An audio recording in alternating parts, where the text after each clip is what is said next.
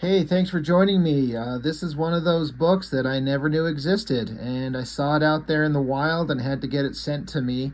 Anytime there's a Image comic, something from Wildstorm, I'm kind of interested. I probably wouldn't pick this up just on my own just because, but since I've got this YouTube channel, I'm always looking for something to add to the channel, some kind of new content, and so I figured I'd give this a shot. The guy who had it didn't want too much. We only wanted like a dollar for it and shipping, so why the hell not? Grifter one shot. As I understand it, this is like a single issue that leads into a Grifter regular series. We all know Grifter, right? He's the quote-unquote mysterious guy from Wildcats. I think we can all say he's wildly uninteresting. There's nothing about this guy. I mean, he's got some little bits and pieces to him that could be interesting. There was when Wildcats was written by, I think it was Joe Casey, in a couple years down the road, they made all the Wildcats characters interesting, in my opinion. But Grifter in this era, it's just cliche action hero boredom. Unfortunately, there's nothing interesting going on. I can't get over how much, like, I look at this now years later and just wonder, what the hell was anybody interested in?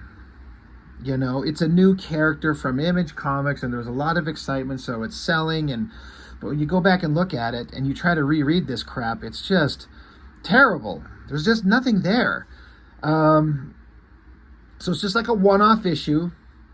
It's like a square bound, I think is the title, or what they call it. Like it's a thicker book, but you can see that it's called square bound, as opposed to, you know, a book that's like, you know, your standard kind of comic book.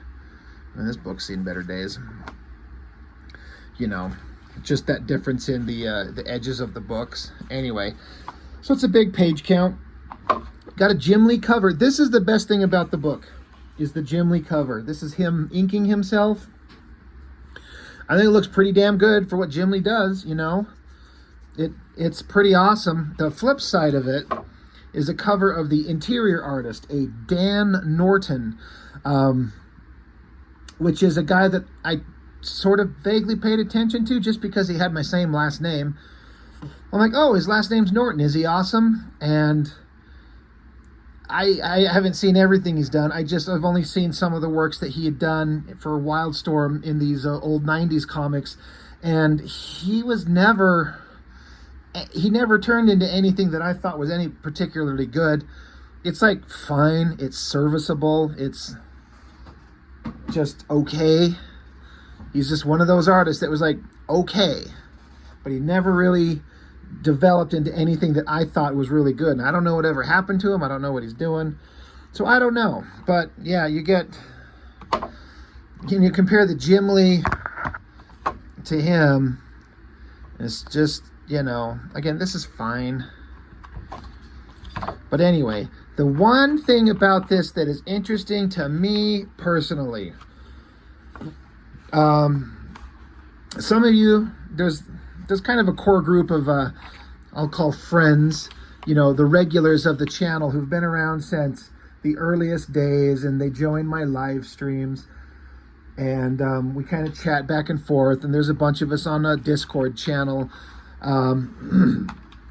Those guys know that through my YouTube channel, I have made the acquaintance of a certain fella listed right here in the inks, Chuck Gibson, right here. So you got Steve Siegel. I know the name. I've seen it forever as writing stuff. I've read some of this guy's stuff. Never been blown away by anything. It's just fine. Dan Norton pencils, and then inks. You got Chuck Gibson, Troy Hubbs, and Edwin Rossell. So Chuck Gibson here, he'd been watching my channel, and he'd reached out, and we chit-chatted back and forth a little bit, and he's done some inking for me on my own work, and we kind of have a working relationship, and his work is absolutely badass these days. I'm talking about the stuff that I've seen personally as he creates it fresh. He worked in the industry for quite a while, done a bunch of stuff, and got out of it for whatever his own personal reasons. Already been out of the industry for a while, but he did a lot of work for a long time. And so I hit him up and I said, "Hey, buddy, I got this book. It has got you listed on the inks. This is January of '95."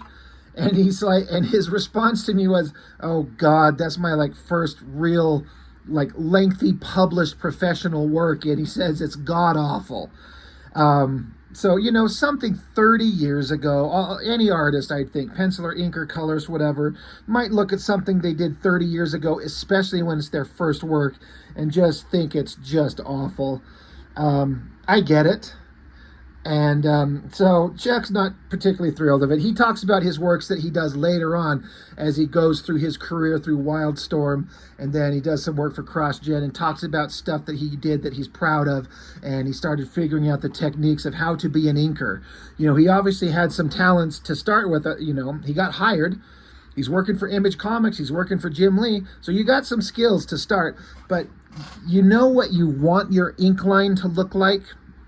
But for God's sakes, it's so hard to get it to come out the way you want it to be, or have the confidence to figure out kind of how you want the textures and everything to look. I can't imagine what it would be like to be handed a penciled page some penciler, you know, worked on, and you're like, ink it, make it look good, don't fuck it up, don't spill your ink on it, don't ruin it and piss off the artist, because maybe some of them might have an attitude problem about it. I mean, I get it, you know. So I could see it being a nerve-wracking thing. It's not like today where everything's done by scans and blue line printouts and or digital or whatever. Like, you're inking on top of the guy's original pencil. So you know, and the pages are all spread out. Chuck here did pages 1 through 3, 7, 11, 12, 16 through 30, and then 32 and 34. So 16 through 30 had a big chunk of just pages straight, just him. And these other guys did some fill-ins, you know, a couple pages in between there. This Edwin Rossell did 35 through 47. So it's spread out. I tried reading this thing, and these early Wildstorm, none of this is interesting. It's just Grifter.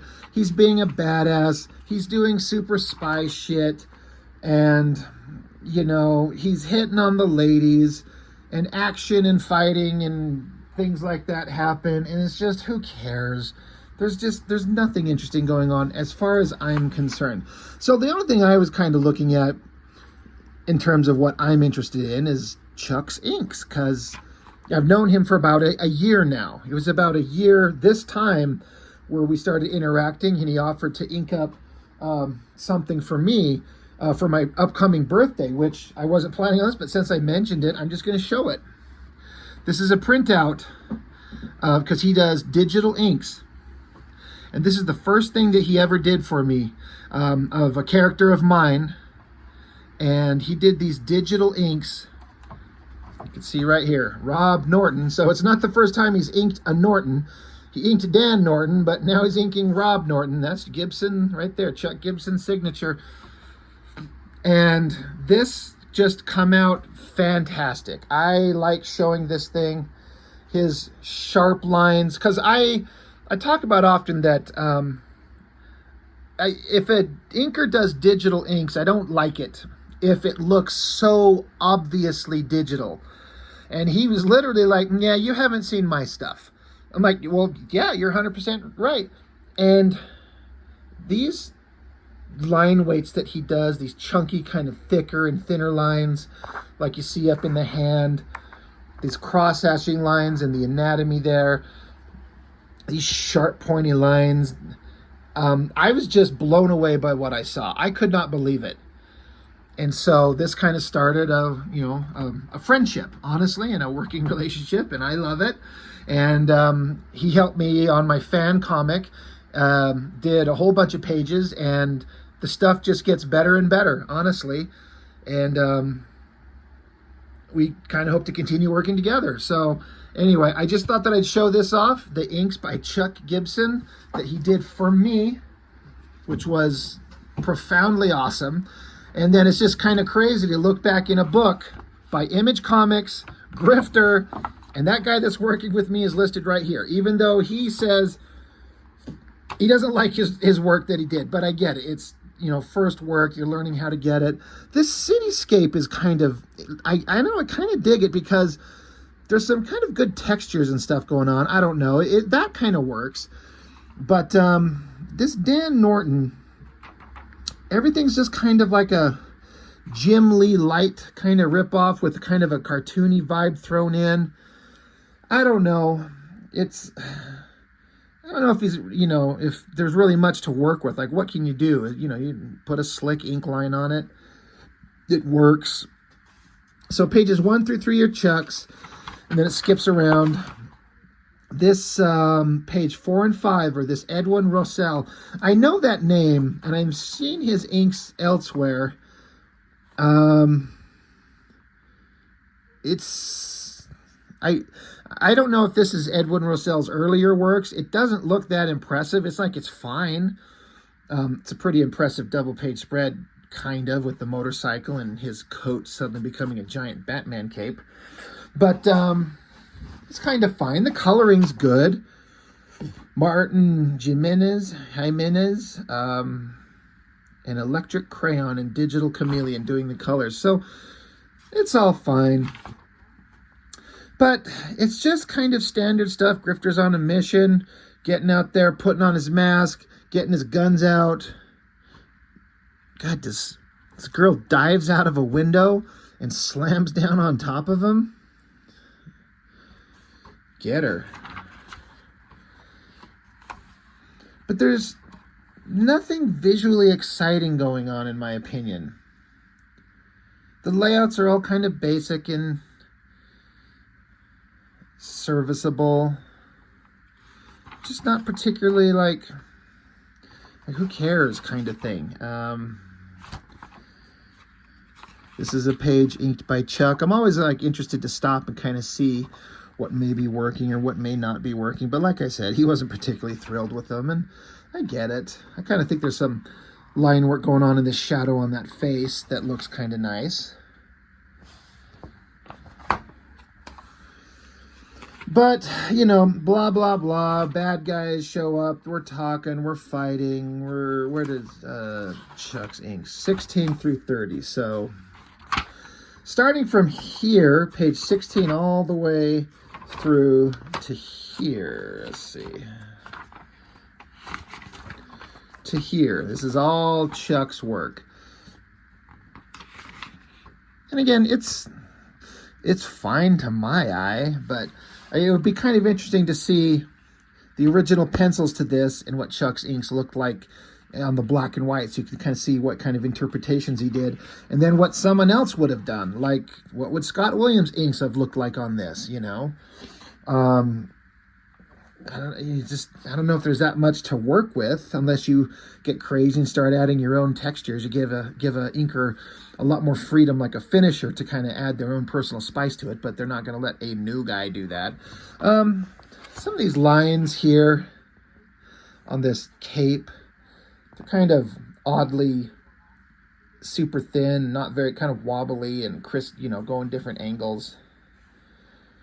I don't know how when you're using old school tools like a Hunt 102 and a brush or whatever may be the case, how you learn to throw those lines beyond just practice, holy shit, practice more and more and more and more, and eventually you start figuring it out. But, you know, when you talk about the original Image comic guys, specifically McFarlane, Lee, Liefelds, Larson, Silvestri, and Portasio, I'm leaving